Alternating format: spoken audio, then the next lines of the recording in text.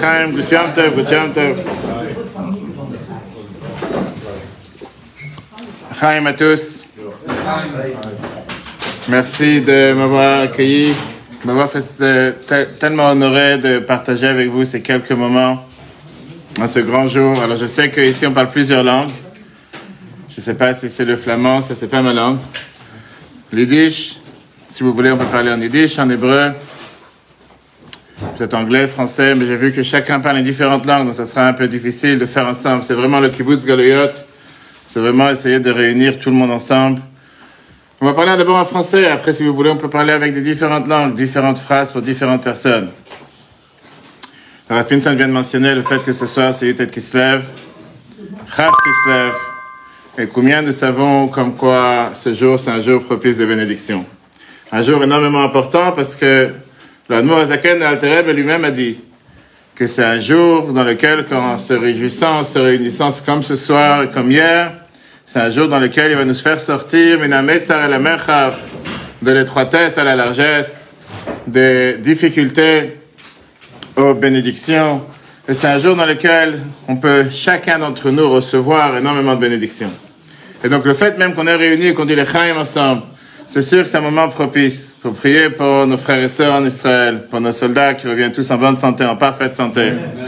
Que tous les blessés, une refoua shlema, qui reviennent, gesund eret, frelech eret, qui reviennent tous parfaitement.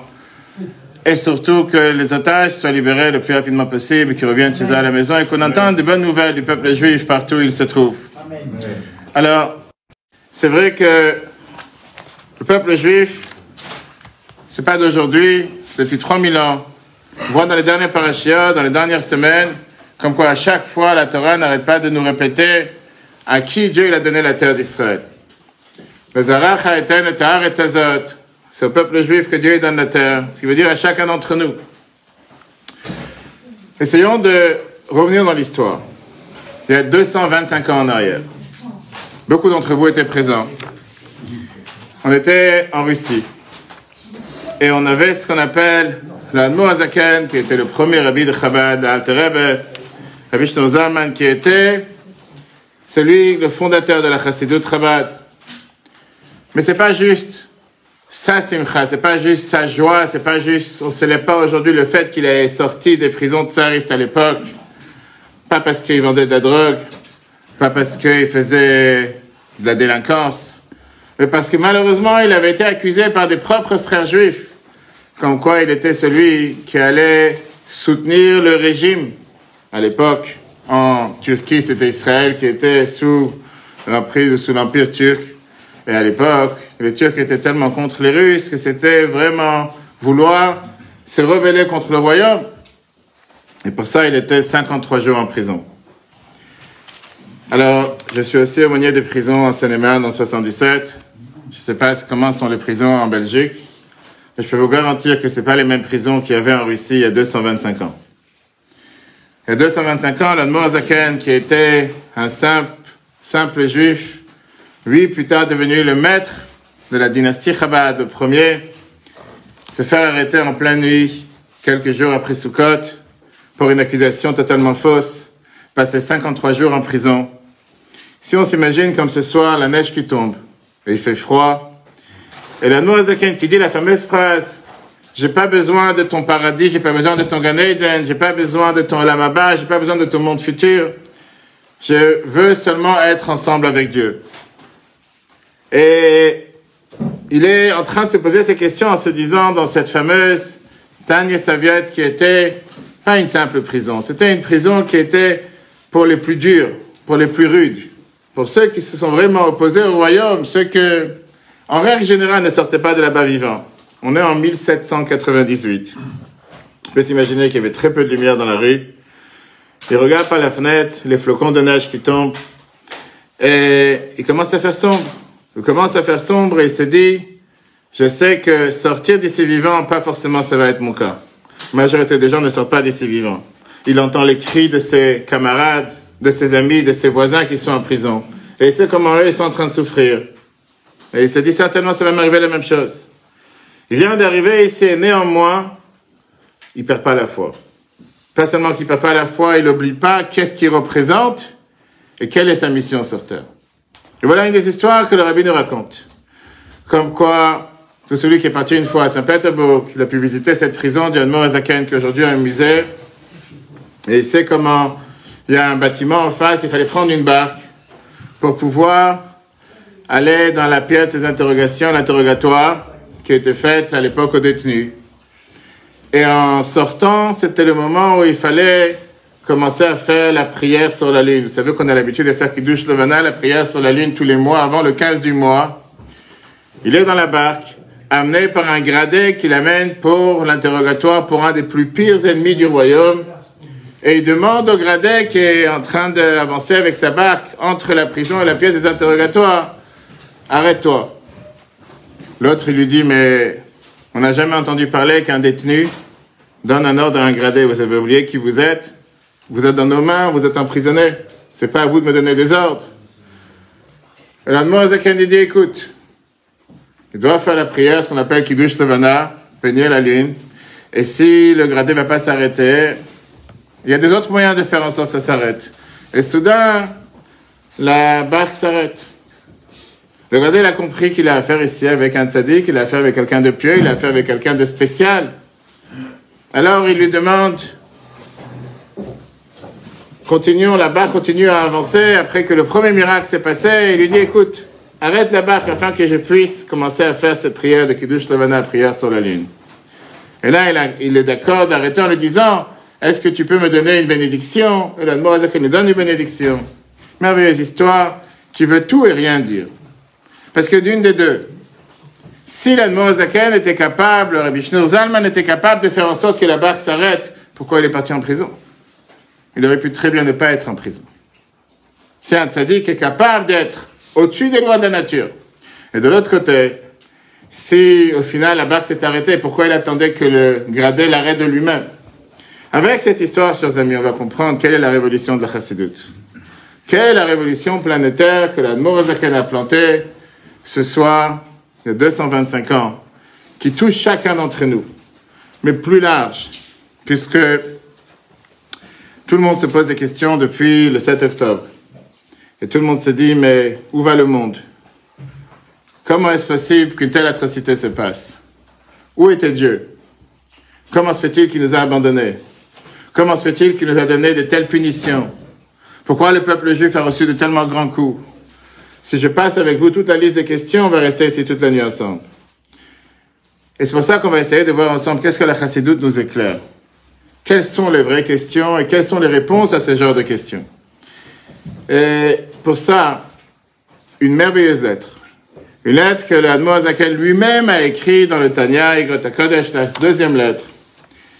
C'est très bien que le Tanya était la base de la Chassidoute, qui est parfois un livre, quand on le lit, quelques lignes sans explication, difficile à comprendre, mais avec les explications, transforme la planète, transforme le monde, transforme l'humain, transforme chacun d'entre nous. Et c'est vraiment un moyen et une manière pour chacun d'entre nous de savoir quelle est notre mission sur Terre. Alors après ces 53 jours d'emprisonnement qui représentent les 53 chapitres du Tanya, il a été exonéré de toutes ses charges, il a été libéré, et cet événement s'est passé hier. Le 19 Kislev, il est réellement sorti de prison hier soir, et donc aujourd'hui, le 20 Kislev, c'est la raison pourquoi on célèbre ces 2 jours. Et en sortant, il est arrivé d'abord dans une maison qui n'était pas chez son ami. Quand on lui a demandé où il veut être emmené, c'est le Rabbi Shneur Zalman, il a dit qu'il veut aller à telle adresse, mais il devait aller au 2e étage, au 1er étage. Et au final, à la place de l'amener chez son ami, il a été amené chez un des opposants à la Chassidoute, ceux qui l'ont accusé au départ, pour le fait qu'il était là en train de, soi-disant, avoir affaire avec des complots contre le royaume. Et il a énormément souffert là-bas. Finalement, il s'en est sorti quelques heures plus tard. Si vous voulez, on reviendra à cette histoire à la fin de notre discours. L'Admor Azaken, il écrit une lettre et il s'adresse à tous ses disciples. Et dans cette lettre, qui est publiée dans le Tanya, Igrot HaKodesh, la lettre numéro 2, il a énormément souffert. Il a souffert de ses opposants. Ils l'ont persécuté. Lui, ses disciples, même avant l'arrestation. C'est pas quelqu'un qui... Il a eu juste quelqu'un qui a dit... Il a beaucoup, beaucoup souffert. Une fois qu'il y a eu l'arrestation, il y a eu le procès terrifiant. Et dans cette lettre, il écrit et il met en garde ses disciples contre tout sentiment de fierté et de supériorité envers leurs opposants en raison de sa victoire. Et il leur ordonne de ne pas les déranger, de ne pas les taquiner, de ne pas les mépriser. La lettre commence avec la phrase suivante. Katonti mikol ha-chassadim ou mikol ha-emet asher asita et avdecha. Le verset qu'on a lu hier, dans la paracha Vayishlach, Yaakov Avinu a dit exactement cette phrase qui veut dire « Je suis devenu petit face à toute la bonté et toute la vérité que tu as fait à ton serviteur. » C'est très bien ce qui s'est passé hier. Yaakov, il va rencontrer son frère qu'il n'a pas vu depuis des dizaines d'années. Et il ne sait pas si son frère se prépare à la guerre ou s'il se prépare à un combat ou s'il se prépare à la paix. Et on sait quelles sont les manières d'agir que Yaakov a fait. Il a pris et les cadeaux, la diplomatie, et il a pris avec lui la prière, mais il s'est préparé aussi à la guerre. Parce qu'on sait très bien qu'on a besoin d'avoir les trois. Mais en allant, Yaakov, il se pose la question, peut-être que Dieu m'a déjà fait tellement de bonté sur terre, et pas forcément que je mérite d'être sauvé cette fois-ci, alors qu'il a eu 2 fois des promesses de Dieu qui va le sauver. L'Admor Hazaken se préoccupait de cette même question. Au lieu de renforcer l'ego de Yaakov, l'ego de Jacob, au lieu de lui donner confiance de son succès qu'il vient d'avoir, Jacob fait preuve d'humilité face aux bienfaits que Dieu lui a accordés. Pourquoi?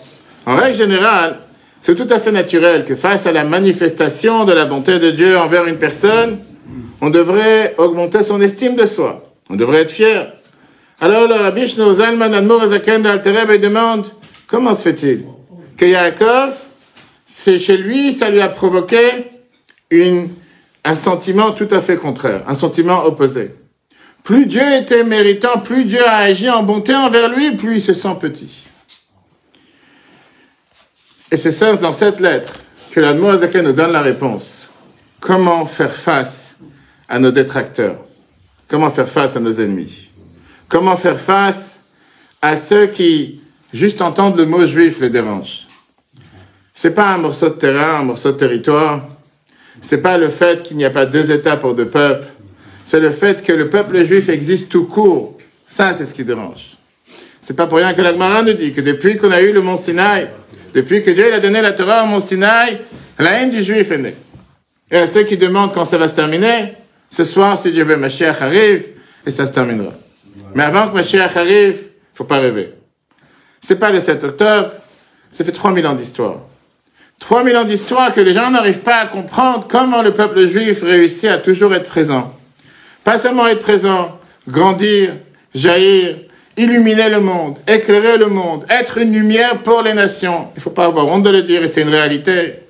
22% des prix Nobel de la paix, c'est des juifs. Et au final, les gens se disent, mais un peuple qui est tellement menacé, qui est tellement attaqué, qui a tellement de pogroms, qui a tellement souffert, depuis des siècles, il aurait dû disparaître. C'est pas normal qu'une terre qui reçoit des dizaines de milliers de roquettes sur la tête presque tous les jours, voire tous les mois ou tous les ans, toujours présent. On va y revenir. Et là, l'Admor Hazaken transmet une idée qui est fascinante et profonde. Qu'est-ce que ça veut dire être comblé de la grâce de Dieu? Qu'est-ce que ça veut dire? Qu'est-ce que signifie que Dieu ait choisi quelqu'un? Qu'est-ce que signifie que Dieu montre un amour unique envers quelqu'un? Et pour ça, on a 2 cas de figure. Parce que quand quelqu'un il se sent choisi par rapport aux autres, quand on dit à quelqu'un que c'est le peuple élu, le peuple choisi, pour certains, il ne faut surtout pas le dire à voix haute, mais quand on dit à quelqu'un dans la classe, t'es l'élu de la classe, t'es le meilleur de la classe ou le meilleur de la société, ça peut entraîner 3 types d'émotions. Première émotion, on peut devenir arrogant et narcissique. Pourquoi ne plus laisser des places aux autres? Ou au pire, dénigrer les autres ou maltraiter les autres. C'est moi le meilleur. Toi qui tu es. Deuxième, ça nous rend aveugles pour voir ses propres défauts. Parce que plus quelqu'un il a de l'orgueil, plus il va pas pouvoir être critique et honnête avec soi-même. Et troisièmement, il ne peut plus reconnaître quelque chose qui est plus grand que lui. Il se sent comme si c'est la personne qui est... Je suis le Tout-Puissant. Ça, ce sont les dangers sérieux pour la civilisation humaine. Et c'est pourquoi, nous, en tant que Juifs, on déteste être appelé le peuple élu. Quand tu dis à un Juif que c'est le peuple élu, le peuple choisi, il dit, de quoi tu parles? Moi, je suis rien, nous sommes rien de spécial. On a l'habitude en général d'aller voir quand on est dans l'aéroport, quand on est dans le métro, quand on est n'importe où pour aller demander à un juif s'il a mis les tefilines aujourd'hui, s'il a mis les bougies de Hanouka. Et à chaque fois, c'est très simple de savoir si quelqu'un est juif par la manière comment il répond. Quand vous allez voir un catholique et lui demander est-ce qu'il est de quelle confession, est-ce qu'il est catholique, oui, je suis catholique, quelle religion. Parlez avec un musulman, vous lui demandez quelle religion, est-ce qu'il est musulman, il vous répond. Parlez à un juif, est-ce que tu es juif, de quelle confession, il dit mais de quoi je me mêle. Vous êtes sûr que la réponse c'est oui. Parce que si ça aurait été un non, il aurait dit clairement non, je suis pas juif. Tout d'un coup, c'est comme si c'est une attaque. Ne m'appelle surtout pas le peuple élu. Et pourquoi pas? Et qu'est-ce qu'il y a de mal à être appelé le peuple élu? Mais ces résultats sont vrais. Quand est-ce qu'ils sont vrais? Seulement si c'est un roi humain qui a choisi parmi tous ces sujets telle ou telle personne ou tel peuple.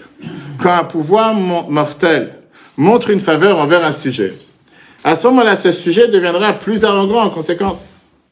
Plus on est proche du roi, plus on se sent important, et plus on est important, plus on ressent le respect qu'on mérite, et plus on regarde les autres êtres humains de haut, et les autres n'ont aucune valeur. Et ça, c'est le cœur du problème. La raison pour laquelle de nombreux juifs ont un problème avec l'idée d'être appelé le peuple élu, le peuple choisi, c'est parce que notre perception de Dieu est souvent quelque peu païenne. On perçoit Dieu comme le grand papa fort qui peut te battre et qui peut frapper l'autre, le tout-puissant, et donc automatiquement, je suis gêné d'être le peuple élu. Mais ce concept d'être le peuple élu n'est pas seulement différent, c'est tout à fait l'opposé.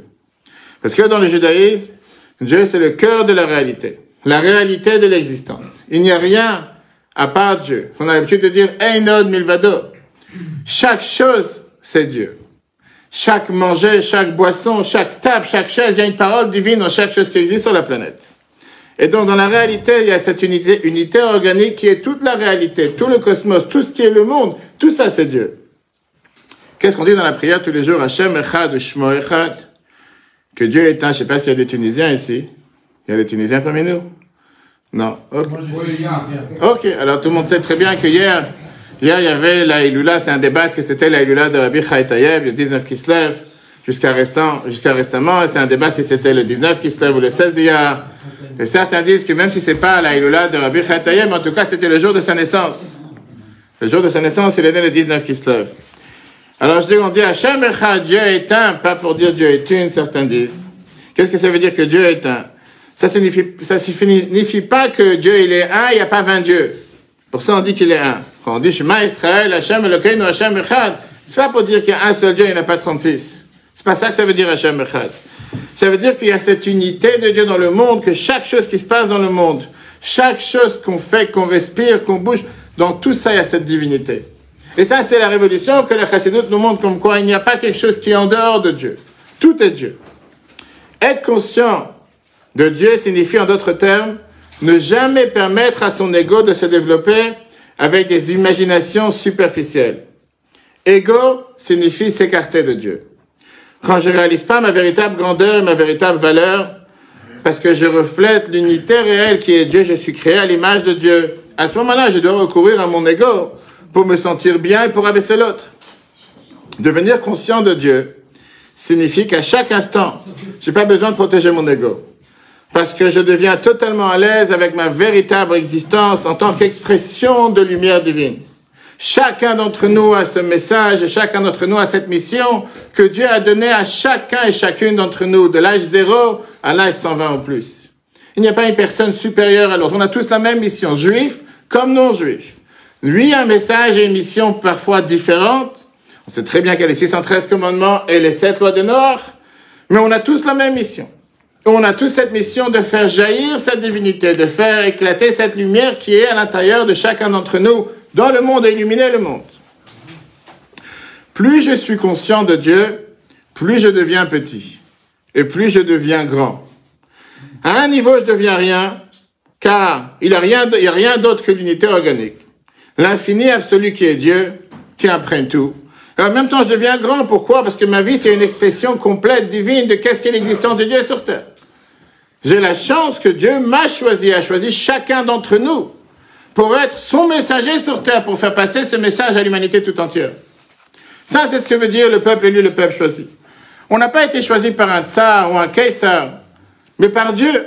Et en étant proche de Dieu, plus on est proche, plus on ressent quelle est notre insignifiance. Alors que quand on est un copain d'un leader ou d'un leader humain qui gonfle son ego, une relation avec Dieu fait éclater notre bulle égoïste.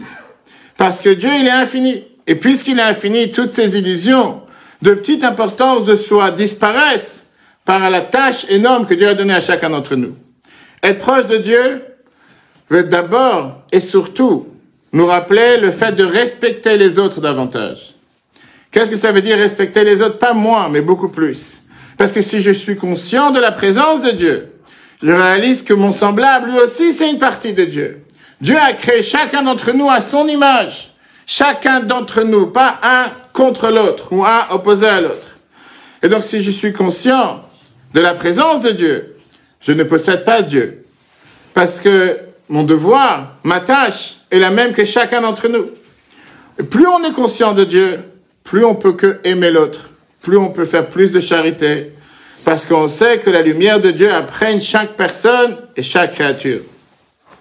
Plus on est conscient de Dieu, plus on doit être honnête et introspectif, en se remettant en question sur ce mécanisme de défense pour protéger un ego qui n'existe pas vraiment. Et donc la proximité de Dieu ne tolère jamais l'arrogance. Le moment où on devient arrogant, le moment où on se sent supérieur aux autres, au point de les dénigrer, de les maltraiter, de les ignorer, c'est pas qu'on est en train de remplir la tâche et la mission que Dieu nous a donnée. Parce que si c'était le cas, on aurait dû se rendre compte qu'on est un avec l'autre. On n'est pas différent de l'autre. On reconnaît la sainteté de Dieu à travers l'autre. Quand au nom de cette élection de se dire je suis l'élu, le choisi, je deviens une personne irrespectueuse, arrogante, bigote, c'est que quelqu'un il a raté le bateau. Il a raté son train. Parce que le Dieu qu'il pense qu'il les a choisis, c'est pas Dieu. Mais c'est une créature mythique, païenne, qu'ils ont créée à l'image de leur propre ego.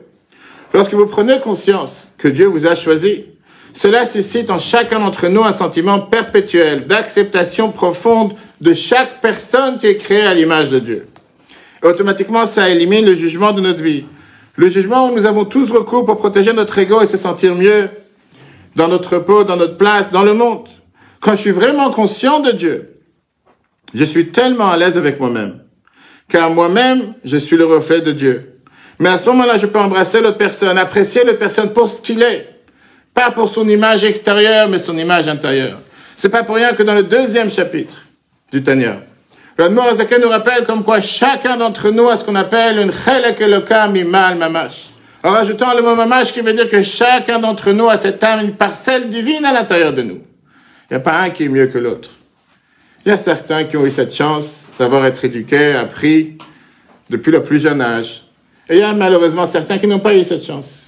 C'est pas pour autant que ça rend l'un plus important que l'autre ou meilleur que l'autre. Nous, on ne connaît pas les chemins de Dieu. Nous, on ne connaît pas l'importance de chaque être humain sur Terre.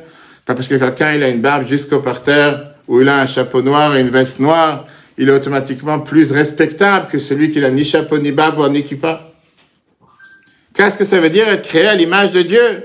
Quand au nom de cette élection, on se dit que ça, c'est l'idée d'être le peuple élu. C'est une nation d'individus qui ont eu l'opportunité de ressentir cette proximité envers Dieu, d'entendre sa vérité, de transmettre son message au monde.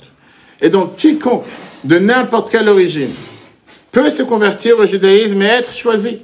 Cette élection juive, c'est pas un gène, c'est un état de l'âme qui est à l'intérieur de chacun d'entre nous. Toute personne souhaite l'assumer et le bienvenu, tant qu'elle est prête à voir sa bulle éclater, son ego dégonflé. Quiconque peut rejoindre ce groupe de peuples élus tant qu'il est prêt à se percevoir comme rien. Et voilà c'est quoi un juif. Et c'est pourquoi tant de gens nous détestent. Ça, c'est la raison pourquoi tant de gens ont un problème avec ce concept. Nous avons été choisis pour enseigner à chaque être vivant qu'est-ce que ça veut dire, peuple élu. C'est pas pour être arrogant sur l'autre. C'est pas pour montrer à l'autre qu'on est supérieur à l'autre. Mais au contraire, comment pour être ensemble, pour faire jaillir dans ce monde la divinité et la lumière, et faire jaillir et rendre ce monde un monde meilleur. Pour servir Dieu, devenir un ambassadeur d'amour, un ambassadeur de lumière et de bonté.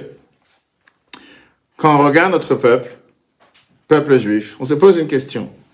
Notre croyance d'être le peuple élu, est-ce que ça nous a transformés en étant des êtres, des personnes meurtrières qui estiment avoir le droit d'abuser, persécuter, cibler et anéantir d'autres cultures et des peuples différents? Posons-nous la question. Ou bien ça nous a incités à se sentir responsables de partager, donner, contribuer et aider les autres? Combien de ceux qui malheureusement se sont fait tuer le 7 octobre cette année étaient ceux qui ont invité chez eux pendant des mois, voire des années, ces mêmes animaux, c'est un grand mot, ces mêmes terroristes qui leur ont donné à manger, qui leur ont donné un travail, et qui à cause de ça, on savait où se trouver, dans quelle pièce, les parents, les enfants, combien de personnes dans chaque famille, alors que eux, tout leur être, c'était de combien partager du bonheur avec l'autre, combien aider une autre créature sur terre. L'idée du peuple élu nous a transformés en des personnes qui ne sont jamais introspectives, ou peut-être on est la nation la plus autocritique et la plus introspective sur terre. C'est pas pour rien que les plus grands et les plus pires critiques d'Israël, pour le meilleur ou pour le pire, sont pas des Juifs. Le véritable thèse de cette élection, c'est notre humilité. La plupart des Juifs aujourd'hui ont réussi ce test avec brio. Leur humilité est si profonde qu'elle ne leur permet pas d'accepter quand on leur dit « tu es le peuple élu, le peuple choisi ». Quand Dieu nous a donné la Torah juste avant, il a dit « V'yitem l'isgula mikol ha'amim ». C'est une tâche, c'est un devoir. C'est pas juste quelque chose qui est une étiquette à mettre sur la voiture ou sur la porte. Et au final, d'être un peuple élu, d'être un peuple choisi. Alors que la plupart des autres groupes religieux sont assez à l'aise pour affirmer qu'ils sont le meilleur, nous, Juifs, on fera tout pour dire que nous sommes rien de spécial. On fera tout pour dire qu'on n'est pas appelé le peuple élu. Voilà, chers amis, ce que l'Admor HaZaken explique dans cette lettre. Katanti mikol hachasadim. Ça, c'était la marque de fabrique de Yaakov, notre patriarche, qui, pas pour rien, ce Shabbat, on a eu le nom Israël. C'est pas pour rien que ce Shabbat, on a vu comment Yaakov nous a donné ce message. Ils sont tous appelés des Béné Israël, des enfants du peuple juif. Des enfants du peuple juif, des enfants de Yaakov. L'Admor HaZaken, il écrit en disant, pour une personne centrée sur elle-même, une faveur de Dieu, c'est un privilège pour elle. Et la preuve de sa propre importance et valeur. Ainsi, l'effet ultime de cette expérience, c'est un éloignement de la personne de Dieu. Une plus grande emphase sur elle-même et ses propres besoins et une connexion diminuée avec la source de bénédiction qui lui était associée. Mais pour une personne spirituellement mature, cependant une faveur de Dieu est avant tout un acte d'amour divin. Dieu attire la personne plus près de lui et plus on se rapproche de Dieu, plus on réalise sa propre insignifiance face à l'infini divin. Ça, c'est ce que signifie penser en tant que juif. Lorsqu'on est béni avec un cadeau, lorsqu'on a été inondé de bénédictions, le premier instinct d'un juif, c'est de dire « katanti ». Katanti qui veut dire « pourquoi moi » ? Pourquoi moi mieux que l'autre? Est-ce que je suis meilleur que quiconque? Ne faisons tous pas partie de cette réalité singulière de Dieu, alors pourquoi moi j'ai été choisi mieux que l'autre? Cela doit être parce que Dieu me l'a donné pour le partager avec les autres, pour bénir les autres et pour enrichir les autres. Yaakov, notre patriarche Jacob, est devenu humble en raison de cette bonté. À chaque acte de bonté qu'il a reçu, il ressentait la proximité de Dieu. Et plus on est proche de Dieu, plus on devient humble. Moins on est porté sur le jugement. Plus on est aimant, plus on est bon, plus on est indulgent, et plus on est sensible, et plus on est compatissant. Si la religion nous rend critiques et en colère, si elle nous rend mesquins et bornés, on doit revoir notre copie et se demander, est-ce que on adore le Dieu qui nous a créés à son image, ou peut-être on s'adore soi-même, ou on adore le Dieu qui nous a créés à notre image. Et ça est toute la différence. Mais une des histoires les plus connues, qui racontait sur l'Admor HaZaken, on célèbre ce soir et hier sa libération de prison. C'était un jour de Kippour. Dans la synagogue du Admor HaZaken, du Alter Rebbe, tout le monde sait comment le jour de Kippour, c'est un jour où des Juifs qui parfois toute l'année ils prient chez eux à la maison enfermés, on les voit pas à la synagogue, mais arrive le jour de Kippour, ils veulent partager la prière avec tout le monde. Pendant la prière de Kippour, l'Admor HaZaken, bien sûr, qui était le tzaddik de la génération, prie pour pas seulement sa communauté, pas seulement pour ses disciples, pour le peuple juif, en sachant les combats qu'il a menés avec Napoléon, savoir est-ce que c'est la France qui va gagner ou la Russie qui va gagner. L'Admor Hazaken, il se trouve au moment le plus élevé de Kippour, qui est la prière de la Neila à la fin de Yom Kippour. Il enlève le talit. Il sort de son bureau, il sort de la synagogue où tous ses disciples sont présents et il commence à marcher dans la rue. Vous allez me dire, il a voulu s'aérer un peu. Il y a trop de monde. Il a gêné toute la journée, il est fatigué. On parle quand même du Admor Hazaken, on ne parle pas d'un juif lambda, on va dire. Et en revenant, on a été au courant qu'il est parti au bout du village, où il est parti rencontrer une femme qui venait d'accoucher. Que son mari lui était présent à la synagogue en train de prier. Il a coupé du bois. Il a allumé le feu. Préparé une soupe parce qu'elle n'avait pas mangé de la journée. Une femme qui vient d'accoucher, qu'on sait très bien que d'après la halakha, d'après la loi juive, elle est considérée une personne en danger et qui avait besoin de manger. Son mari a décidé à ce moment-là que Kippour, je dois m'occuper d'abord de moi-même, aller prier, c'est quand même le jour de Kippour. L'Admor Hazaken, le jour le plus saint de l'année, le moment le plus élevé de l'année, le moment où chacun en général se concentre sur soi, nous a montré l'exemple que c'est à ce moment qu'on peut décider et savoir est-ce que être le peuple élu, le peuple choisi, est-ce que être un juif veut dire d'abord penser à l'autre avant de penser à soi-même, ou être plus centré sur son ego ou centré sur soi. Le Rabbi raconta cette histoire des dizaines de fois. L'émotion qu'on entend dans la voix du Rabbi. Quand il raconte cette histoire, pas seulement nous laisse perplexes, mais le Rabbi nous répète comme quoi, on ne parle pas d'un juif simple. Il avait des dizaines de disciples qui étaient présents avec lui dans la synagogue, qui auraient pu très bien lui dire, va dans tel endroit, va dans telle maison, va préparer quelque chose à manger pour telle ou telle femme. Il a besoin de le faire lui-même. Mais il a voulu nous montrer l'exemple comme quoi, si on est au courant que quelqu'un d'autre est dans le besoin, on est au courant qu'on peut aider un autre juif, c'est à nous, si Dieu nous a mis la puce à l'oreille, d'enlever le talit et d'aller s'occuper de cet autre juif. Pas dire, bon, demain, après-demain, maintenant je dois penser à moi, maintenant je dois m'inquiéter pour mon bien-être. Et cet exemple, c'est l'Admor Hazaken qui nous l'a montré. Ce même Admor Hazaken qui a été emprisonné et qui a été libéré aujourd'hui. En étant en prison, il a beaucoup souffert. Et au départ, comme je disais tout à l'heure, c'était pas forcément des prisons, il y avait des repas cachers, pas des cantines cachères. Je ne sais pas comment ça se passe ici, s'il y a des aumôniers des prisons, qu'est-ce qu'il y a des cantines cachères. En France, il y a des cantines cachères. Et là-bas, c'était pas forcément comme ça. 3 jours, il n'avait pas quoi manger. 3 jours, il était au mitard. Je ne sais pas si en Belgique, on dit aussi le mitard. Non, vous savez, c'est pas seulement la cellule normale, c'est la cellule qui est faite pour les personnes les plus dures, on va dire, les plus rudes. On l'a amené après Simchat Torah, les mains attachées. Et il avait énormément de la peine, beaucoup de souffrance sur ses disciples. Mais tout d'un coup, il voit qu'il y a un des ministres qui était là-bas présent, qui a décidé peut-être d'être un peu gentil. Il a compris que c'est pas une personne normale. Il a compris que c'est pas quelqu'un qui a affaire ici. Il a compris qu'il y a quelque chose qui va pas. Il a rien à faire dans cette prison. Pourquoi on l'a amené? Mais au final, il a décidé d'être aimé avec lui, de se dire, est-ce qu'il peut faire quelque chose pour lui apaiser sa douleur, sa souffrance, faire venir à manger? Pour faire l'histoire courte, en étant en prison, l'Admor Hazaken raconte comme quoi ce ministre, qui était quelqu'un qui savait apprendre pas seulement les enseignements profanes, il connaissait aussi la Torah, il connaissait la Bible, il connaissait le Chumash. Il a dit, on m'a dit que c'est quelqu'un de très intelligent, de grand érudit. J'ai envie de le tester, voir. Est-ce que vraiment c'est ce qu'on dit de lui? Est-ce que c'est vraiment quelqu'un de spécial? Il lui dit, je voudrais te demander une question. On dit dans le Chumash, la première paracha de la Torah, on raconte la fameuse histoire, comme quoi, une fois qu'il y a eu la faute de l'arbre de la connaissance, Dieu il a demandé à Adam et Ève de ne pas manger de l'arbre, du fruit de l'arbre de la connaissance. Il a demandé à Ève, et finalement, elle a mangé, elle a donné à son mari. La Torah nous raconte comme quoi après, quand Dieu les a envoyés du paradis, Dieu est parti voir Adam et Ève pour les chercher en leur demandant la fameuse question, Ayeka, où es-tu?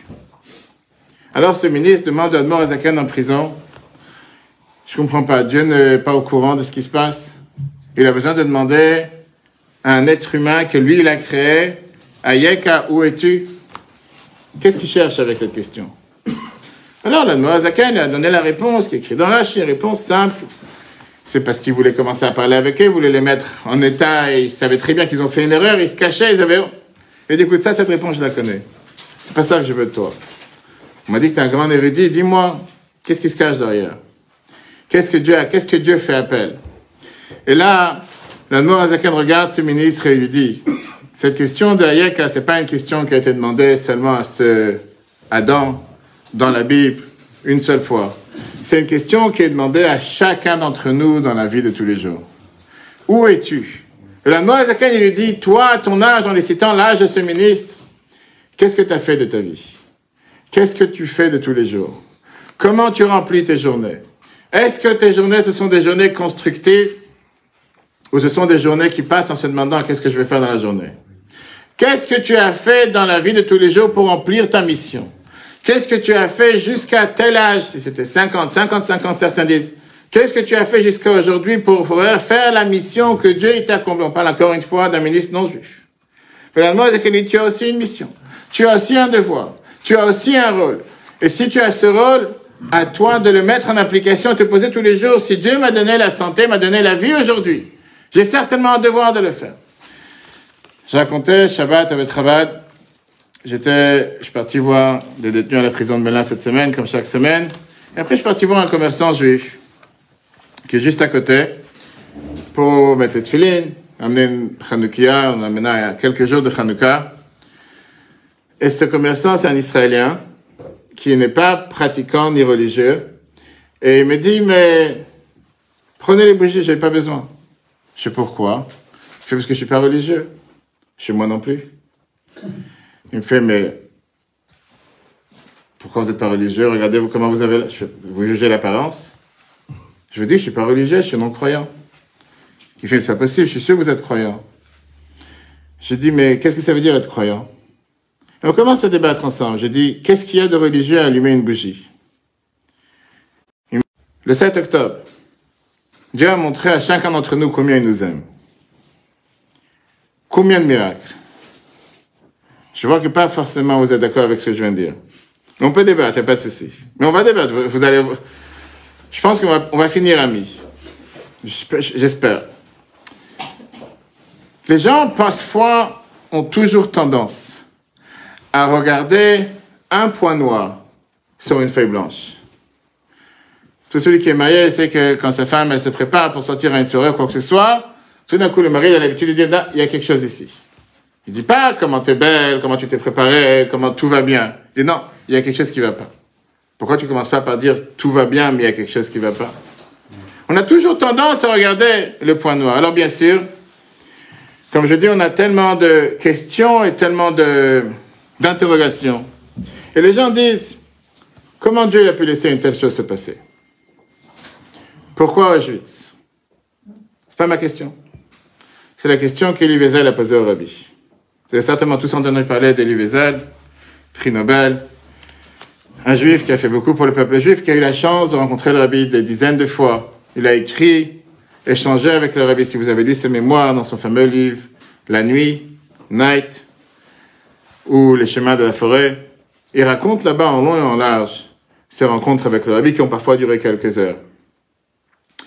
Et une fois, en discutant avec le Rabbi, il a parlé comme quoi il est très en colère, très énervé. Il veut se battre contre Dieu. Comment Dieu a pu laisser de telles atrocités se passer? Comment peut-on croire en Dieu après Auschwitz? Et le Rabbi qui, après quelques échanges, le Rabbi qui lui répond en lui disant, est-ce qu'on peut ne pas croire en Dieu après Auschwitz? Est-ce qu'on peut croire en l'humain? En ceux qui étaient le peuple le plus éduqué, le plus droit, celui qui se souciait pour le bien-être des chats, des chiens, le même jour était capable de jouer du Mozart en gazant 12 000 enfants, 15 000 enfants. Le peuple qui était celui qui donnait des leçons à toute la planète. C'est en ces gens-là qu'on doit croire. Le débat continue entre lui et le Rabbi. À la fin, dans sa longue interlocution, il dit Rabbi, au départ, quand il est rentré, il dit Rabbi, je suis venu. Et le Rabbi dit, cherchez quoi? Rien du tout. J'attends rien de vous. À la fin, il dit comme quoi il a dit Rabbi, en vérité, je suis venu vous demander comment apprendre à pleurer. Et il explique en disant que depuis qu'il a vu les atrocités qui sont passées avec son père à Buchenwald, il a arrêté de pleurer. Le Rabbi lui dit, mais j'espère pas que. Je pense qu'il faut apprendre à chanter. Tout le monde sait comment le Rabbi s'est soucié. Le Rabbi lui a dit dans une merveilleuse lettre qu'au départ, il ne voulait pas se marier. parce qu'il a dit quel est le but de se marier dans un monde où il y a tant d'atrocités et tant de mal. Et la Bible a dit que si vous allez vous rester comme vous êtes sans se marier, vous allez donner une deuxième victoire à Hitler. Votre devoir, c'est de se marier, d'avoir des enfants, et au contraire, maintenant vous allez dire facile à dire, le rabbi, c'était pas quelqu'un qui n'a pas souffert. Le rabbi était un de ceux qui ont énormément souffert pendant la Shoah. Pas seulement en étant à Paris, en étant aussi à Berlin, sa propre famille. Son frère a été tué par les Ukrainiens en Ukraine. Ses parents, ils sont restés, son père est toujours enterré au Kazakhstan, à Alma-Ata. Il a été envoyé en exil pendant 5 ans. Lui-même a énormément souffert. Le rabbi savait qu'est-ce que ça veut dire la souffrance. Le rabbi marchait en France sous les bombes depuis 1933. Il est arrivé jusqu'à 1941. Il s'est enfui de la France. Il a dû se sauver de village en village, pour finalement partir avec le dernier bateau du Portugal pour arriver aux États-Unis en 1941. Rabbi savait qu'est-ce que ça veut dire cette souffrance. Alors quand les gens demandent pourquoi Dieu il a laissé une telle chose se passer, si vous attendez une réponse, j'ai pas de réponse. Mais la réponse que le Rabbi nous a toujours donnée, c'est important de se rappeler, nous ne sommes pas à la place de Dieu. La Torah nous dit que nous on ne comprend pas les chemins de Dieu. Personne sur terre peut venir et expliquer la souffrance, pourquoi un juif souffre. Notre devoir, c'est de demander qu'il n'y ait plus de souffrance. Et reprenons Elie Wiesel. Une fois, quelqu'un l'a interpellé en lui demandant, toi qui as souffert pendant l'Holocauste, tu peux me dire pourquoi il y a eu cet Holocauste? Quelle était la cause? Pourquoi les juifs ont souffert? Entre nous, ce n'était pas que les juifs. C'était beaucoup plus. 6 millions, ce n'était pas que 6 millions. Des dizaines de millions. Mais dis-moi, c'est quoi? Pourquoi il y a eu l'Holocauste?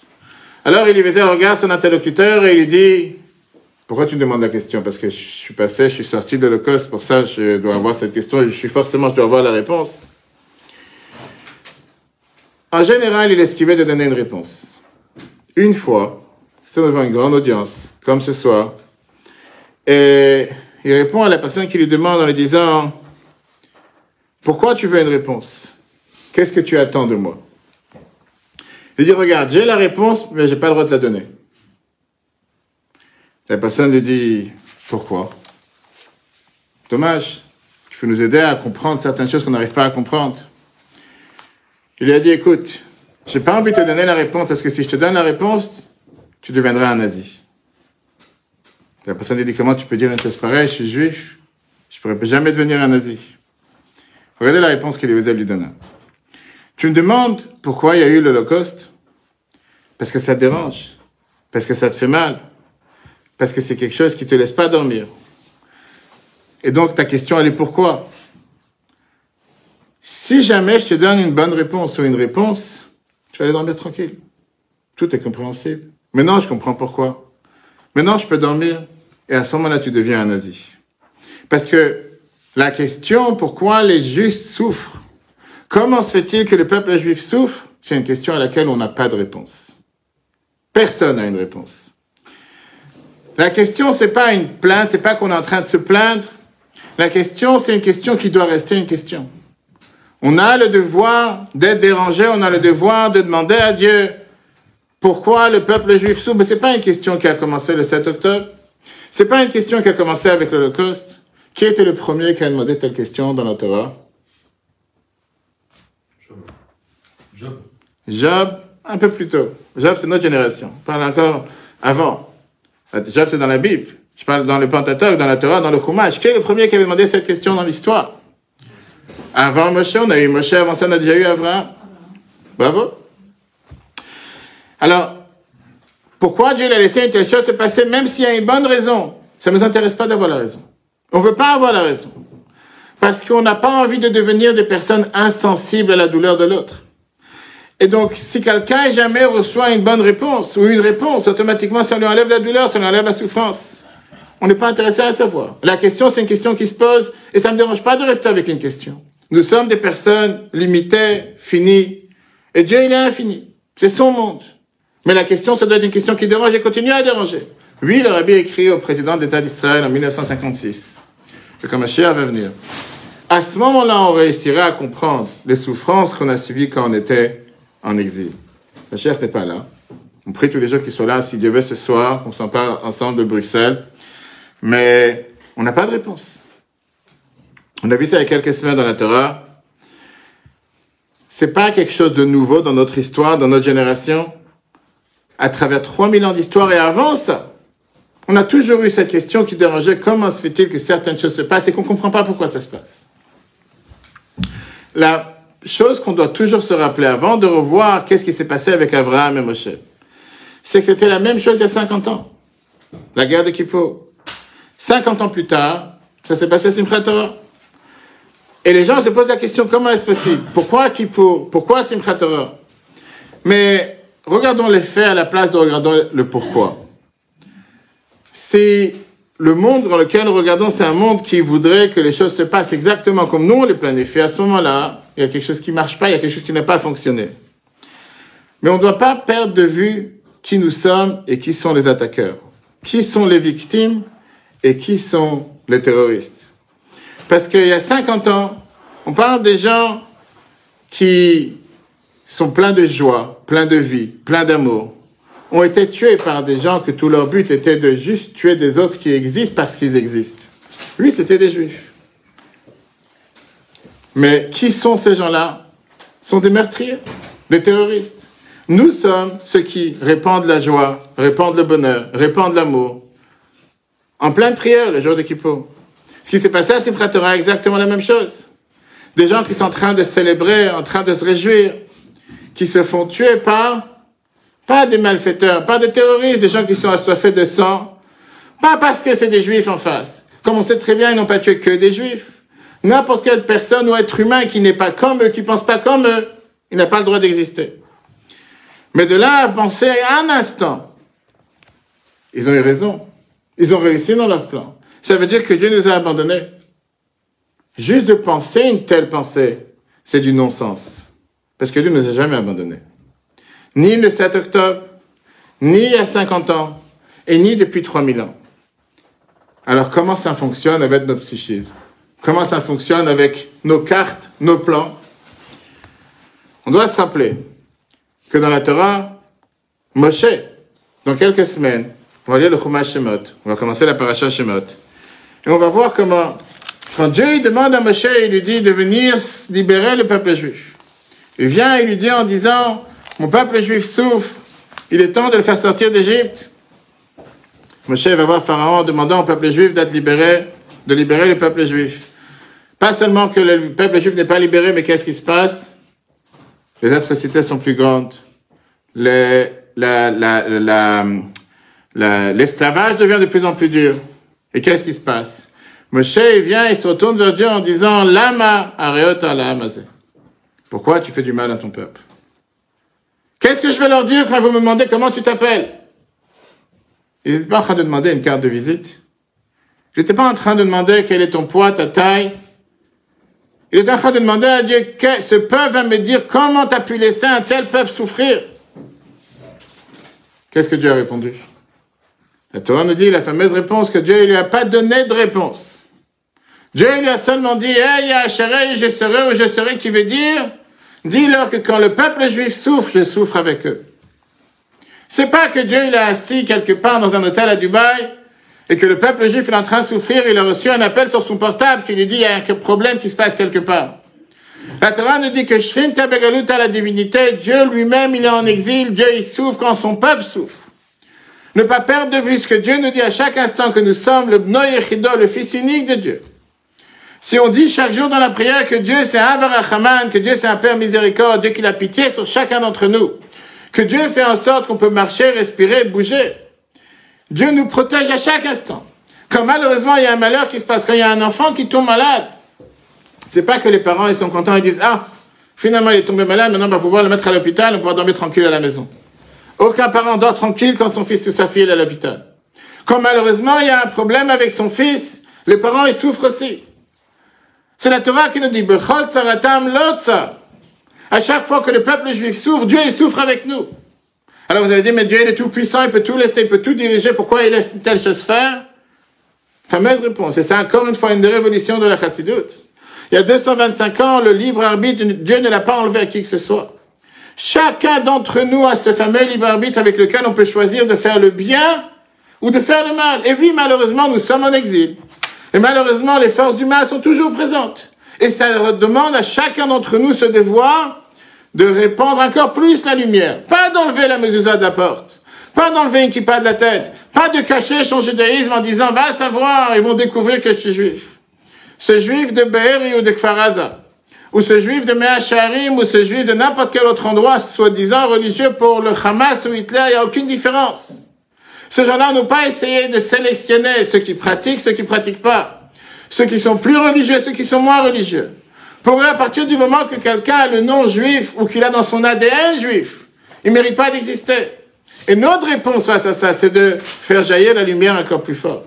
De repousser cette obscurité, de repousser ce mal, pas avec un balai. Bien sûr qu'on doit se battre. Et on a le devoir de se battre. Et c'est pour ça qu'on doit avoir pas seulement tout nos respects et tout notre amour face aux soldats de Tzahal. J'étais il y a 2 semaines sur la bande de Gaza, sur la frontière. On a l'habitude de Betrabat Seine-et-Marne depuis 19 ans. On n'a pas attendu la guerre pour amener des tefilines aux soldats, comme le Rabbi l'a fait depuis la guerre des 6 jours. Et j'étais dans 4 bases militaires. Juste à la frontière, la base qui est entre Zikim et la frontière de Gaza, c'est une base qui s'appelle Machane Yiftach. La deuxième base qui est Soufim. Troisième base, c'est la base qui est dans Patish. Et la troisième, c'était Sdei-Teman. Tout celui qui connaît un peu où se trouve ce que les gens appellent la bande de Gaza, il faut pas oublier qu'il y a 18 ans, c'était que des villages juifs. Nevet Kalim, Netzarim, qui malheureusement, les juifs ont été jetés de là-bas en promettant que ça serait un paradis. On aurait pu en faire un paradis. Parce qu'il faut pas oublier que je ne sais pas où il y a un autre endroit dans la planète de quelques kilomètres carrés qui a reçu des centaines de milliards d'aides du monde entier, inclus d'ici. Non, là, je ne peux pas dire trop de choses, mais inclus d'ici, de ce pays et du monde entier, pour ce malheureux quelques kilomètres carrés qu'on aurait pu en faire le plus grand paradis sur Terre. Ce qui n'a pas été du tout le cas. Mais au final, c'était des localités juives. Et néanmoins, en étant avec les soldats il y a quelques semaines, il y a 2 semaines et demie, voir la joie, la passion, l'enthousiasme, la fierté de qui nous sommes et qu'est-ce que nous représentons des soldats qu'on a donné des tefilines qui ont 40, 50 ans, qui n'ont pas mis les tefilines depuis la bar mitzvah. Et qui demandaient comme quoi aujourd'hui on se sent qu'on doit avoir notre tefilin, qu'on doit mettre notre tefilin, qu'on doit être fier de qui nous sommes. Combien de centaines d'histoires on a entendu avec des juifs qui se sont cachés dans différents mamas, dans ces différents abris pour se protéger de ces attaques le jour du 7 et 8 octobre. Et que quand Tzahal est venu pour taper à la porte et demander à certaines personnes en leur disant « Ouvrez, c'est l'armée », les gens n'ont pas cru, pensaient que c'était des terroristes. Et comment ils ont communiqué? La majorité te disent qu'ils leur ont demandé « Dis-moi quelque chose, dis-moi un verset » où un, il a commencé « Shema Israël » et les autres derrière la porte ont répondu « Hashem Elokeinu, Hashem Echad ». Ils se sont dit « Si on parle le même langage, ça c'est pas un langage de terroriste. » Et c'est comme ça qu'ils ont ouvert. L'ADN juif est présente. Lève Israël, Héros, le cœur juif est réveillé. Alors parfois, comme j'ai dit, dans la pratique, certains le font, et parfois dans la pratique, certains le font moins. Mais c'est pas ça qui rend quelqu'un plus important ou moins important. Alors, comme j'ai dit tout à l'heure, que quelqu'un vienne et dise et ose dire que Dieu a puni le peuple juif, que Dieu nous a oubliés, que Dieu il a disparu. Quelqu'un qui parle comme ça, il doit faire tchouva toute sa vie. Il doit demander pardon au bon Dieu toute sa vie, de faire de Dieu quelqu'un qui est là pour punir ses enfants. Après 2000 ans d'exil. Peut-être quand les gens te disent, mais c'est écrit dans la Gemara, c'est écrit dans la Bible, dans le Talmud, que le temple a été détruit parce qu'il y avait la haine gratuite. Et comme il y avait une division dans le peuple juif, on se rappelle qu'est-ce que c'était Kippour, à Tel Aviv, ou dans d'autres endroits où depuis quelques mois, il y a tellement de manifestations et les gens, ils sont les uns contre les autres. Dieu, il est venu, il a dit, on va massacrer 1400 juifs. Depuis quand on a un tel Dieu? Comment on peut oser dire une chose pareille? Je me rappelle aujourd'hui, c'était exactement il y a 31 ans, en 1991. À l'époque, j'étais à la yeshiva, on avait l'habitude d'entendre les discours du Rabbi en direct. Il y avait un juif qui avait dit à l'époque, dans une certaine ville en Israël, comme quoi il va y avoir un deuxième holocauste, c'est la guerre du Golfe. Pour ceux qui se rappellent, les missiles Scud qui tombaient sur Israël, il n'y avait pas encore la dôme de fer. Comme je vous ai dit, ça n'a pas commencé le 7 octobre, ça fait 3000 ans d'histoire qu'on nous en veut. Mais justement, on est toujours présent. Et 39 missiles, et il disait comme quoi, pourquoi 39? Parce qu'il y a 39 travaux de Shabbat, et comme les Juifs ne font pas Shabbat, et ils ne mangent pas kasher, automatiquement, il va y avoir un deuxième holocauste. Et comme ça, créer la panique. Je me rappelle comme aujourd'hui, je dis, on a entendu ça du Rabbi en direct. Il fallait voir la passion et la peine avec lequel le Rabbi criait en disant qu'on dit dans la Haftara, dans Vayechi, qu'on dit à chaque fois aussi, les jours de jeûne, que lo marchevotai, marchevotechem, belo dachechem drachai. Nos pensées, c'est pas les pensées de Dieu. Nos manières de faire, c'est pas les manières de Dieu de faire. Qui nous sommes pour dire que nous avons exactement toutes les réponses pourquoi Dieu fait telle ou telle chose? Alors que Dieu lui-même te dit dans la Torah comme quand lui il souffre, quand le peuple juif souffre. Dieu, il aime le peuple juif, il n'a jamais abandonné le peuple juif, il se soucie de chacun d'entre nous. La preuve qu'il se soucie de chacun d'entre nous à chaque instant, c'est que nous sommes encore là. Parce que d'après toutes les statistiques, d'après toutes les logiques, depuis 3000 ans d'histoire, le peuple qui ne vaut pas plus que 0,2% de la planète n'aurait jamais dû exister ce soir. Vous demandez à n'importe quel scientifique qui n'a pas fait forcément des grands diplômes, qui vous met noir sur blanc, un peuple qui a eu tellement de pogroms, tellement de massacres, pas depuis le 7 octobre, pas depuis 50 ans, et pas depuis 67, et pas depuis 48, et pas depuis 1929, et pas depuis... On remonte à 3000 ans d'histoire. C'est impossible. Et c'est quelque chose qui est pas normal. Que ce peuple est toujours présent, toujours vivant, toujours, pas seulement présent, qui est toujours en train de soutenir l'humanité tout entière. Où il n'y avait pas un endroit dans le monde où vous allez trouver pas un Israélien. On dirait qu'il y a des centaines de millions d'Israéliens. Aujourd'hui, vous avez les shluchim dans les 4 coins de la planète. Il y a des Bate Chabad qui sont ouverts, je sais pas si en Belgique aussi, je pense, qui sont juste pour des Israéliens. Des fois, vous vous demandez, mais ils sont partout sauf en Israël, c'est pas possible. Comment est-ce possible qu'il y ait des Israéliens dans les 4 coins du monde? Et la réponse, elle est, peuple juif peut être minoritaire, mais c'est pas la quantité qui compte. Dieu a fait en sorte que dans chaque génération, le peuple juif, il est présent. Pas seulement le peuple juif, il est présent, le peuple juif, il est protégé. Alors oui, effectivement, parfois, malheureusement, il y a un souci. Parfois, il y a un attentat. Et comme j'ai rappelé hier soir dans une conférence donnée à la Varenne, ce jeudi, il y avait encore un attentat à Jérusalem. Encore 3 morts. Et les gens paniquent et les gens se disent la question, regarde, encore une fois, Dieu est parti dormir. Encore une fois, il nous a oubliés. Encore une fois, il ne pense plus à nous. Encore des morts par des terroristes qu'on a libérés. Et ça s'appelle avoir la mémoire courte. Bien sûr, chaque juif qui nous quitte, chaque juif qui part et qui est tué, c'est le plus grand malheur pour chacun d'entre nous. Mais est-ce que ça veut dire que Dieu nous abandonne? Quelques heures plus tard, dans la presse en Israël, on fait savoir comme quoi on vient d'intercepter un des plus grands cargos d'armes qui vient de la Jordanie. Ce jeudi, qui vient de la Jordanie, un cargo d'armes qu'on n'a pas intercepté depuis 1948. Vous voyez les photos d'armes, des quantités d'armes qu'on a interceptées. On se demande, mais c'est pas possible. Et ça, c'est pas le premier. Et certainement pas le dernier. Comme je dis, quel autre pays sur Terre est capable de recevoir des dizaines de milliers de roquettes depuis des dizaines d'années? J'étais avec les soldats il y a 2 semaines et demie. En parlant, on a organisé des grandes grillades avec 250 soldats dans un centre, dans une base. Et ils m'ont dit en arrivant, s'il y a les alarmes, et s'il y a Tseva Adam, et si ça commence à sonner, alors il faut savoir quel endroit il faut courir pour se protéger, etc. C'est presque un jeu d'enfant. Et donc en plein milieu des grillades, 200 soldats en train de manger, tout d'un coup il y a Tseva Adam, on entend l'alarme qui sonne. Dieu certainement a voulu voir est-ce qu'on est capable de courir avec les soldats. On est parti courir avec eux dans les abris. On court pendant quelques minutes, on attend 3-4 minutes dans l'abri, et on ressort. Et je demande à un des soldats en lui disant, c'est une vie? C'est normal. Je ne sais pas si vous vous imaginez qu'ici à Bruxelles, tombent 5 missiles, tous les 5, 10, 15 minutes, 1 heure. Quelqu'un de normal peut vivre d'une manière pareille. Et la soldat de 26 ans qui s'appelle Léa, elle me répond en me disant, Archav Ragoua. Maintenant c'est calme. Je dis, tu rigoles? Maintenant c'est calme. Moi j'étais là-bas quelques heures, on voyait les missiles qui... Je dis, avec la fumée dans le ciel et les bombes de Tzal et les autres... Ça s'appelle calme. Elle me dit, regardez, Ravama, je vais vous dire, il y a quelques semaines, c'était chaque seconde, chaque minute. Là, c'est chaque quart d'heure, 20 minutes. C'est calme. Quel pays sur Terre vit d'une telle manière? Quel peuple sur Terre a cette protection divine quand la Torah nous dit que les yeux de Dieu protègent la terre d'Israël du début de l'année jusqu'à la fin de l'année? Quelle autre terre a la chance d'avoir une telle protection? Pas la Dôme de Fer. Bien sûr, heureusement qu'il y a la Dôme de Fer. Mais pas que. Et on a vu ce dernier mois et demi, pour parfois on doit avoir un rappel qu'avec la meilleure protection des dômes de fer et tout ce qu'on veut, parfois ça rate. Et parfois il y a des missiles qui tombent dans des maisons à Tel Aviv, dans d'autres maisons. Quelle chance d'avoir cette protection divine qui protège notre terre H24, 7 jours sur 7, pas aujourd'hui, pas le 7 octobre. Combien de dizaines ou de centaines ou de milliers de miracles on entend chaque jour qui se dévoilent avec une personne qui a réussi à abattre des dizaines de terroristes.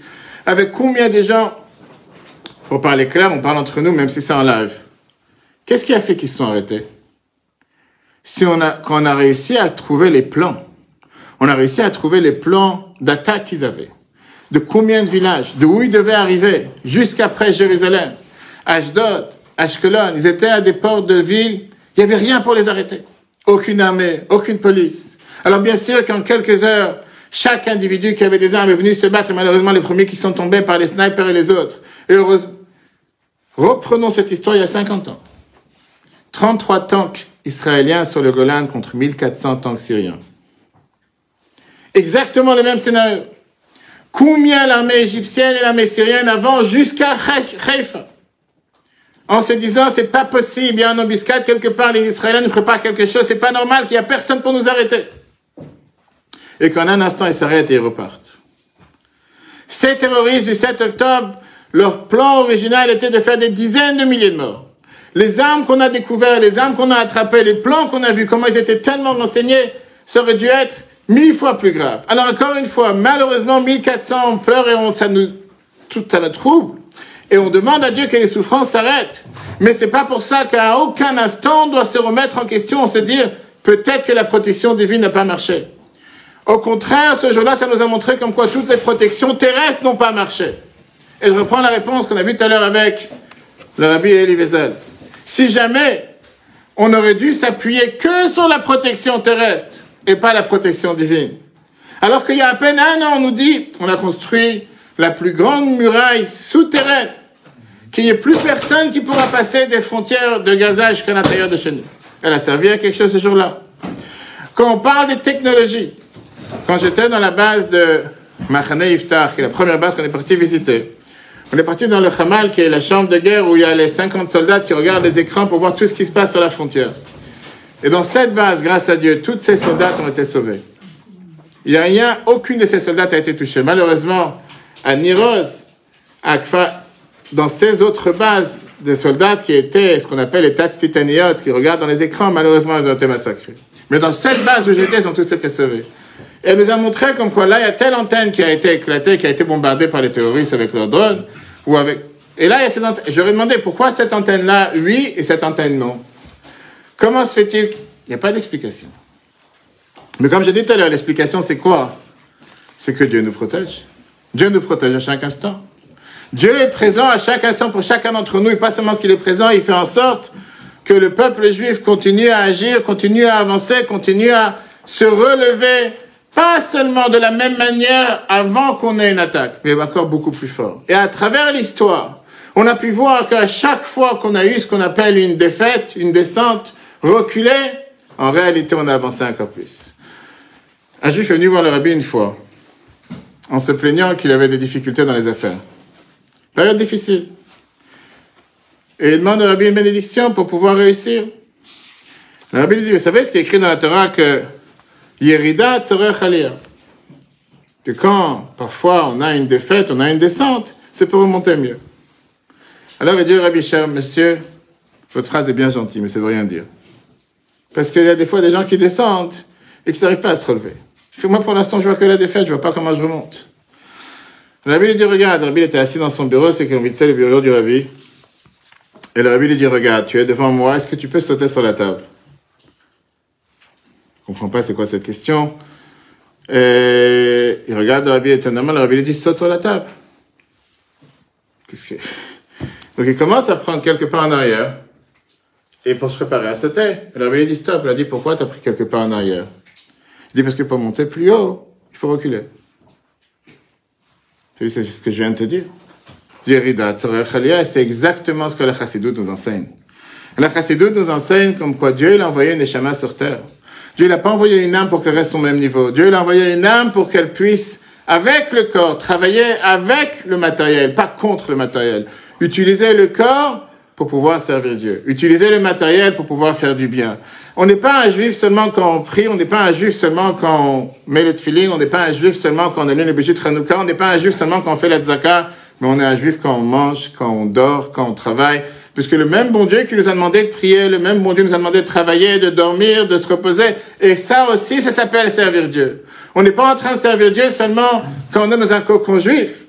Mais même en marchant dans la rue, on sert Dieu. Chaque instant, chaque minute de la journée, on sert Dieu. Alors, pour terminer avec une histoire qui, si on peut dire, résume. Parce que comme on a dit tout à l'heure, quelle est la réponse et quelle est la solution? J'ai raconté une histoire qui s'est passée avec notre chère Golda Meir. Tout le monde a dû la connaître ici présent, puisqu'on a un public de 120 ans plus. Golda Meir qui était Premier ministre d'Israël. Pendant la guerre des 6 jours, une fois elle est arrivée aux États-Unis pour rencontrer le président. Et avant d'arriver, il y avait une conférence de presse à la Maison-Blanche.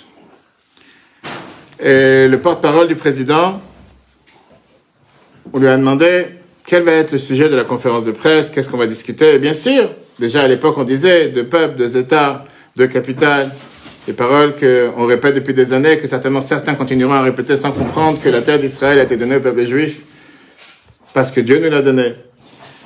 Mais en tout cas, il a dit, j'espère que Golda Meir ne va pas venir ici avec une Bible sous sa main et dire que cette terre nous appartient parce que c'est écrit dans la Bible. Et tout le monde a commencé à rigoler. C'est une blague qu'il a dit, pas forcément qu'il a pensé. Mais il y avait là-bas un éditeur d'un journal en yiddish qui était présent et qui lui a dit, Monsieur le speaker, Monsieur le porte-parole, est-ce que ça vous dérangerait si elle dit elle vient avec une Bible et elle dit que la terre d'Israël appartient au peuple juif parce que c'est écrit dans la Bible? Et là, elle est devenue sérieuse. Là, elle a dit la phrase suivante. Il a dit, écoute, on n'est pas officiellement un État religieux. Nous sommes un État chrétien. Mais si elle dit que c'est écrit dans la Bible, on ne peut pas l'ignorer. Parce que la réalité, elle est que ça, c'est la seule arme que nous n'avons toujours pas encore utilisée. Combien de fois le Rabbi demanda au Premier ministre d'Israël, aux dirigeants d'Israël, aux commandants d'Israël, d'aller aux Nations Unies et de leur dire que la terre d'Israël n'est pas notre terre parce que quelques terroristes en 1947 ont décidé de la rendre au peuple juif. La terre d'Israël parce que Dieu a écrit dans la Torah le premier commandement, la première phrase que Rashi nous dit dans la première paracha de la Torah, que si jamais il y a des nations du monde qui vont venir et qui vont dire que c'est la leur, il faudra savoir leur dire que Dieu a décidé de prendre cette terre et la donner au peuple juif. Le Zaracha eten et haaretz hazot. À ta descendance. Alors bien sûr, on a toujours nos cousins. Et certains vont dire, mais on doit partager la famille. La Torah te dit que Dieu, il a compris la question, il la savait depuis le départ.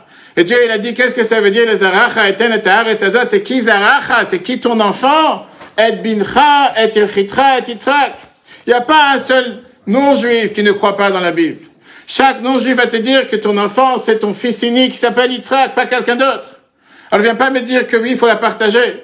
Il y a tellement de nations musulmanes autour d'Israël. Comment se fait-il que ni les Égyptiens, ni les Jordaniens, ni les autres ne veulent pas de ces gens-là? Pourquoi c'est juste la terre d'Israël qui est si petite, qui est cette oasis de bonté, de lumière, sur toutes les nations qui l'entourent, doit se découpler encore en 1000 morceaux pour faire plaisir à des gens que leur seul but c'est de venir nous tuer? Pas pour rien que le Shulchan Aruch nous dit dans la loi, le Siman Shin Chavtet 329, comme quoi même si on a des gens de nations qui viennent pour de la paille, pour voler de la paille, pour voler du foin, ils viennent pas pour faire la guerre. On a le devoir de prendre les armes le jour de Shabbat et d'aller se battre pour défendre notre terre. Parce que oui, le même bon Dieu qui nous dit qu'il faut prier, le même bon Dieu nous donne le devoir de se battre, de combattre nos ennemis, mais pas que. Combattre nos ennemis avec le matériel, c'est une chose. Combattre avec la prière, c'est une deuxième chose. Combattre avec la diplomatie, c'est une troisième chose. On a le devoir d'avoir les trois ensemble. Et celui qui nous a donné l'exemple, c'est Shabbat. Comme on a commencé tout à l'heure avec notre Esha Yaakov, il est parti confronter son frère Esav en sachant que Esav était celui qui était peut-être prêt à faire la paix. Et Yaakov était prêt à faire la paix avec quelqu'un pareil, en se rappelant que Esav, c'est pas Ishmael. Esav, c'était quand même son frère. Pas pour rien qu'il appelle son frère. Mais Yaakov n'a pas préparé que la diplomatie ou la paix ou les cadeaux. Il était prêt aussi à la guerre. Il savait très bien que s'il faut se battre, il va se battre.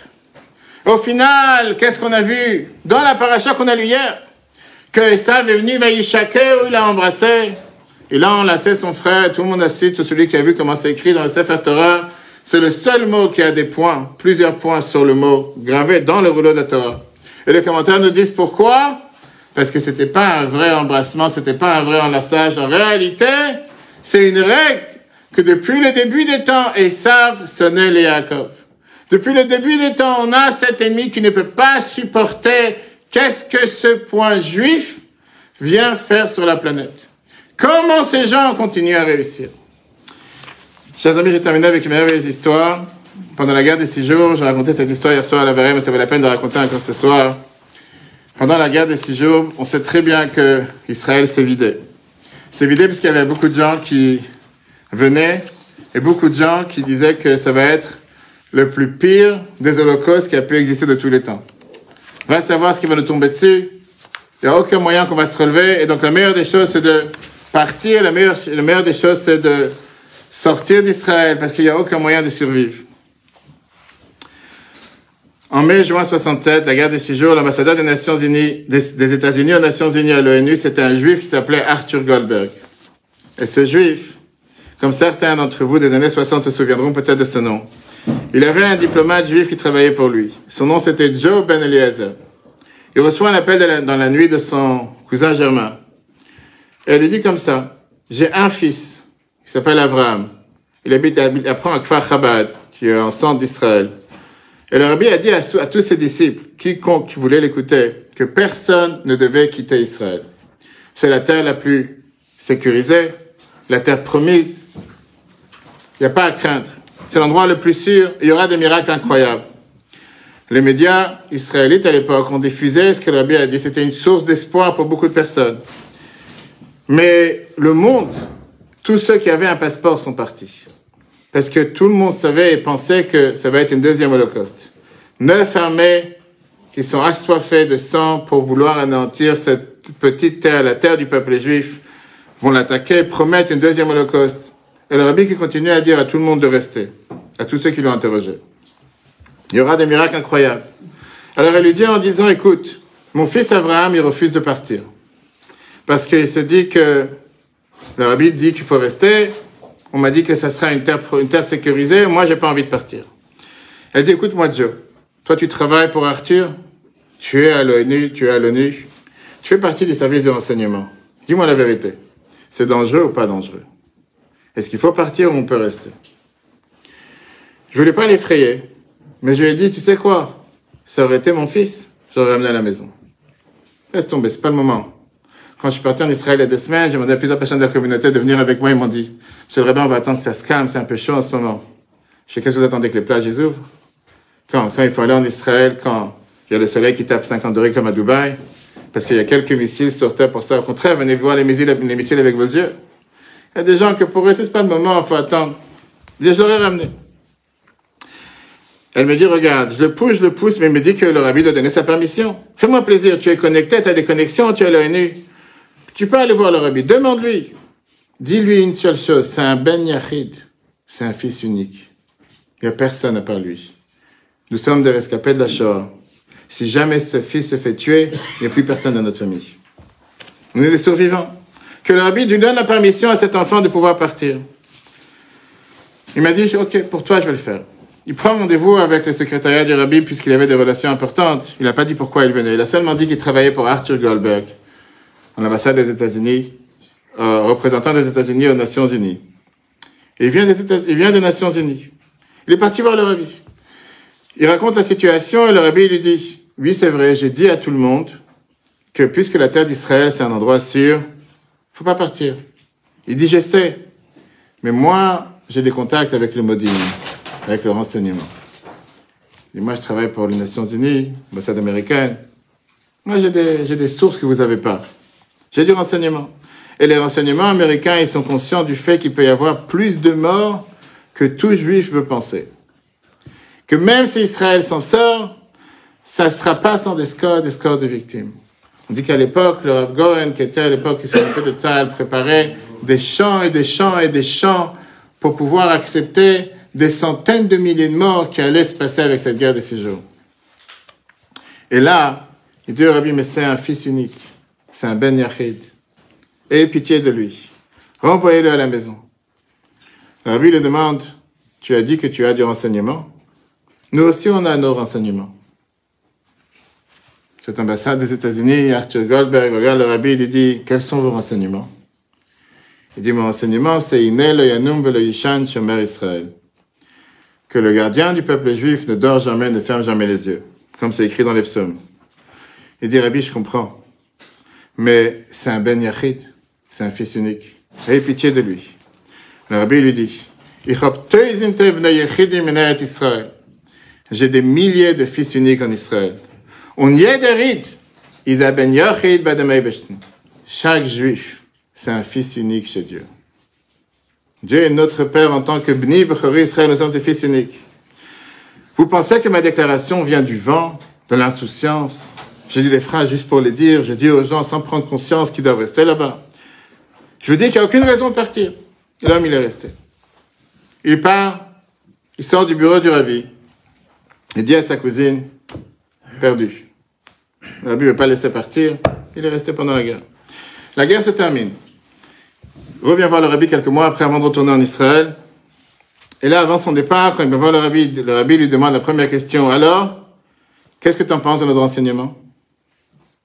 Quel renseignement avait raison? Le rabbi, il avait beaucoup d'humour. En 6 jours, la victoire a été remportée. Israël a quadruplé. Les pertes, oui, c'était malheureusement plus de 800. Mais rien de comparable avec ce qui s'est passé à Simchat Torah. Quand on parle aujourd'hui de Kristallnacht, la nuit de cristal, 400 morts. Et jusqu'à aujourd'hui, on n'arrête pas d'en parler. On est toujours avec, dans son psyché, la nuit de cristal entre le 9 et 10 novembre 1938. Oui, on a perdu 1500 juifs le 7 octobre. Mais depuis 3000 ans d'histoire, quand les gens ils calculent combien de centaines de milliers de nos soldats sont sur le terrain, quand depuis qu'on est rentré avec l'armée terrestre, depuis 1 mois et demi, presque 2 mois, moins de 2 mois pour la bataille terrestre, 82 soldats qui nous ont quittés. 82 soldats qui sont fait tuer, alors que d'après la logique, quand on sait quel ennemi est face à nous, quand on sait quelle atrocité est face à nous, on aurait dû perdre des centaines et des centaines et des centaines de soldats chaque jour. Quand on voit que c'est un pays qui reçoit des centaines de missiles sur la tête depuis des dizaines d'années et qu'on n'a presque aucune perte. Alors que dans n'importe quel autre pays sur Terre qui a des missiles qui tombent, si c'est 1 ou 2 ou 5 ou 10, je n'ai même pas pensé combien de morts on aurait dû avoir, combien de pertes on aurait dû avoir. Alors savoir et se rappeler que quand la Torah nous dit que Dieu nous protège, Dieu nous aime, B'ni Bechori Israël, nous sommes son fils unique, nous sommes son premier-né. Dieu c'est un Verachaman, un Père miséricorde. Dieu il a pitié sur son peuple juif. Dieu il s'inquiète pour son bien-être. Dieu il fait en sorte que malgré tous nos détracteurs, ce qu'ils n'arrivent pas à comprendre, est-ce que dans leur logique ça passe pas, au final le peuple juif il est là, le peuple juif il est présent. Pas seulement il est présent, mais il est encore de plus en plus fort. Terminons avec les mots que le Admor Azaken a employés aujourd'hui. Hier, le 19 Kislev, quand on est venu lui annoncer la libération des prisons, il était en train de lire les psaumes. Et les psaumes qu'il était en train de lire, c'était le psaume 55, puisqu'il lisait les psaumes qui étaient divisés par jour. Et le psaume 55, c'était le psaume Pada Beshalom Nafshi Mikravli Ki Berabi Mayo, il m'a dit. Il me délivre et me met en sûreté, me défendant contre toute attaque, si nombreux que soit ce qui m'assaille. Soudainement, ces mots ont un sens tellement glaçant pour chacun d'entre nous. Alors qu'on voit en ce moment ces femmes, ces enfants, ces hommes qui reviennent et qui retournent chez eux, ces otages qui sont sains et saufs pour la plupart. Une prière de gratitude éclate du cœur envers Hachem. Pada Beshalom Nafshi, Dieu il a racheté mon nom en paix. Ça a été accompli Mikravli, en se défendant de toute attaque, avec le sacrifice et la détermination de nos combattants, de nos soldats, de tous ceux qui se battent pour la sécurité de la terre d'Israël, à qui on doit remercier tous les jours, à qui on doit glorifier, à qui on doit souhaiter toute la réussite et tout le bonheur et toutes les bénédictions possibles. Mais le travail doit se poursuivre jusqu'au bout. Détruire l'ennemi, ramener tous les otages, créer une nouvelle réalité qui éliminera définitivement la menace, pas seulement de la bande de Gaza, mais de tout Israël, du nord, du sud, du centre, de l'est et de l'ouest. D'ailleurs, c'est ce qui se termine dans le même psaume. La dernière phrase, Ve'ata Elokim toridem liver shachat, anshei damim umirma lo yechetzu yimehem. Quant à nous, nous puisons toute notre force de la confiance en le Créateur du monde et son guide, Vani Efterbach, parce qu'on a la confiance en Dieu. Alors oui, c'est vrai qu'on doit se battre. C'est vrai qu'il y a des moments dans lesquels on ne voit pas la lumière jaillir. Mais rappelons-nous à chaque fois que Am Israël Chai, c'est pas juste un slogan, c'est pas juste une belle phrase, c'est une réalité. Que Dieu fasse que par le mérite d'Admor Azaken, le mérite de la Lula du Maguid de Mezrich, qui était hier son maître, Le mérite pour les Tunisiens, Rabbi Chai Tayeb, qui était sa naissance hier, ou parfois Saïloula. Que Dieu fasse qu'on puisse mériter que ce mérite soit présent pour tous les soldats, qui reviennent en paix, en bonne santé. Que tous les blessés puissent se guérir avec une parfaite santé sans aucune trace. Que tous les otages rentrent à la maison en parfaite santé. Et comme on dit 3 fois par jour dans la prière,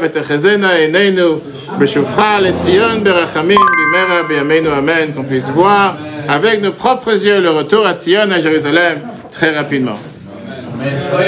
Un grand merci à tous et sans s'interrompre, on est à 3 jours de la fête des Lumières. La fête des Lumières, c'est la fête dans laquelle chacun d'entre nous a le devoir d'être un ambassadeur de lumière, répandre la lumière, faire jaillir la lumière. Si on a un ami, une connaissance, un voisin, quelqu'un qui n'allumait pas les bougies, j'ai vu en rentrant l'équipe de Hanouka que chacun se charge, pas seulement à Lubavitch, pas quelqu'un qui a un chapeau et une barbe. Chaque homme, femme ou enfant d'aller voir son voisin, son ami, son proche et lui dire « Cette année, tu dois rajouter dans la lumière, augmenter la lumière, partager la lumière. » Et que grâce à ces lumières, le monde entier soit éclairé avec la venue de Mashiach. Le cours sera replay sur Torah.fr. Très bonne soirée à tous et un grand lechaim. Lechaim, lechaim.